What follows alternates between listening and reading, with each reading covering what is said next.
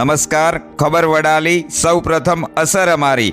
સાબરડેરી માટે ભાજપના મેન્ડેટ થયા જાહેર, ત્યારે કિસાન મોરચાના પ્રમુખ હિતેશભાઈ પટેલનું પત્તું કપાયું. ત્યારે સાબરકાંઠા બેંકના પૂર્વ ચેરમેન મહેશભાઈ પટેલ પણ મેન્ડેટ વિહોણા. સાબરડેરીના પૂર્વ વાઇસ ચેરમેનને પણ મેન્ડેટ મળ્યું નહીં. ત્યારે ખેડબ્રહ્માથી પૂર્વ ડિરેક્ટર રામાભાઈ પટેલને ભાજપ દ્વારા મેન્ડેટ અપાયું. ત્યારે વડાલીથી ઋતુરાજ પટેલને પણ મેન્ડેટ અપાયું છે.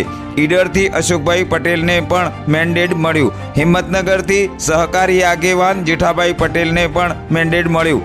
વિપુલભાઈ પટેલ તેમજ કાંતિભાઈ પટેલને પણ ભાજપ દ્વારા મેન્ડેટ અપાયું છે.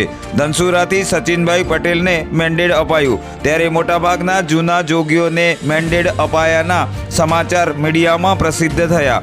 અંદરોઅંદરની ખેંચતાણ દૂર કરવાનો ભાજપ દ્વારા કરાયો પ્રયાસ.